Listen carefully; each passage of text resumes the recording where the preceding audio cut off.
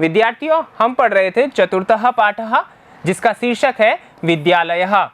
ठीक है, और यहाँ पर देखिए विद्यार्थियों, हमने 4 भाग का अध्ययन कर लिया था, जिसमें हमने अध्ययन कर लिया था कि किस प्रकार हम छोटे छोटे वाक्यों के माध्यम से, सरल संस्कृत भाषा के माध्यम से बातचीत कर सकते हैं, एक दूसरे से परिचय कर सकते हैं। और इसी क्रम में हम लेकर के आए हैं शिक्षक छात्राणाम संवादः, अर्थात शिक्षक और छात्रों के मध्य संवाद किस प्रकार होता है, आइए जानते हैं। देखिए विद्यार्थियों, यहाँ पर ये शिक्षक है और ये क्या है, 2 छात्र जिनके मध्य संवाद होने वाला है। क्या संवाद होने वाला है, आइए पढ़ते हैं। शिक्षकः छात्रौ युवां किं कुरुथः। ठीक है ना, हे छात्रों, युवाम यानी कि तुम दोनों, युवाम यानी कि तुम दोनों, किम यानी क्या, कुरुतः यानी कर रहे हो, तुम दोनों क्या कर रहे हो या करते हो। तो छात्रों कहते हैं आचार्य। ठीक है, हे आचार्य, यहाँ पर देखिए आचार्य में आ की मात्रा आएगी, आचार्य यानी कि हे आचार्य।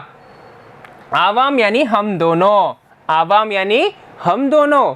श्लोकम श्लोक को, गायावह गा रहे हैं या गाते हैं।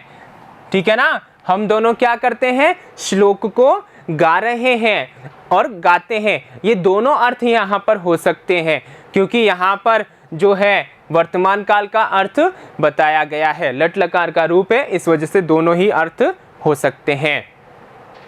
शिक्षकः, शिक्षक कहता है शोभनम, यहाँ पर देखिए एक ही मात्रा आएगी, शोभनम यानी कि अच्छा, मतलब यहाँ पर ये बात अच्छी है। किम क्या, युवाम तुम दोनों, क्या तुम दोनों, श्लोकम श्लोक को, न नहीं, लिखतः लिखते हो, क्या तुम दोनों श्लोक को नहीं लिखते हो। ठीक है, ऐसा किसने पूछा, ऐसा पूछा शिक्षक ने। ठीक है ना, तो शिक्षक ने ऐसा पूछा, जब फिर छात्र क्या जवाब देंगे, छात्र जवाब देंगे आवाम यानी कि हम दोनों, हम दोनों। लिखावह लिखते हैं, पठावह पढ़ते हैं, गायावह गाते हैं, चित्राणि अपि चित्रों को भी, रचयावह चित्रों को भी रचते हैं या चित्र भी बनाते हैं।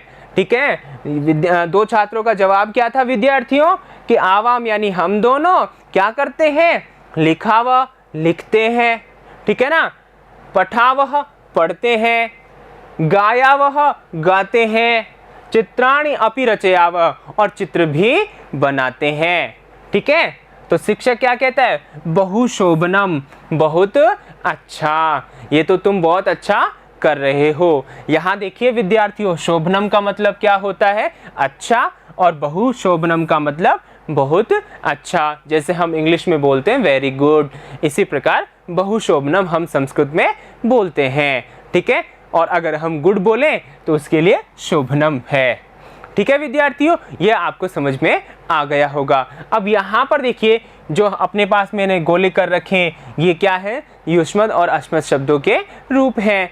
ये यहाँ पर युष्मत शब्द का जो है वो क्या है, युष्मत शब्द है ना अपने पास में, उसका क्या है, उसका द्विवचन है। और द्विवचन भी किसका है, कौन सी विभक्ति का, प्रथमा विभक्ति का, प्रथमा विभक्ति का द्विवचन है।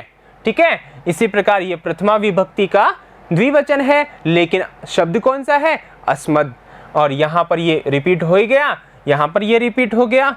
ठीक है, तो इतनी सी बात आपको समझ में आ गई होगी। तो यहाँ पर देखिए कितने छोटे वाक्यों के माध्यम से वार्तालाप की गई है। आइए विद्यार्थियों, इसके कठिन शब्दार्थ जान लेते हैं। छात्र यानी 2 छात्र, युवाम यानी तुम दोनों, आचार्य का मतलब गुरु या शिक्षक। ठीक है, संबोधन में, आवाम दोनों, गायावह गाते हैं 2। ठीक है ना, द्विवचन की बात है। शोभनम यानी अच्छा है, चित्रा यानी चित्रों को, रचयावह यानी हम 2 बनाते हैं या बनाती हैं। अब चूंकि यहाँ पुल्लिंग है तो बनाते अर्थ आ जाएगा। बहुशोभनम बहुत अच्छा है। ठीक है विद्यार्थियों, तो हमने इस प्रकार इस पाठ का अध्ययन कर लिया है। विद्यालय नामक शीर्षक का अध्ययन हमने कर लिया है, जिसमें हमने जान लिया है कि अस्मद और युष्मद शब्दों के माध्यम से, छोटे छोटे वाक्यों के माध्यम से हम संवाद करते हैं, और साथ ही हमने विद्यालय का जो परिचय है वो भी जान लिया। यानी बातों ही बातों में हमने इस अध्याय का पूरा अध्ययन कर लिया है। अब आगे हम अगले वीडियो में लेकर आएंगे इसके अभ्यास प्रश्न। तब तक के लिए आप बने रहिए। धन्यवाद।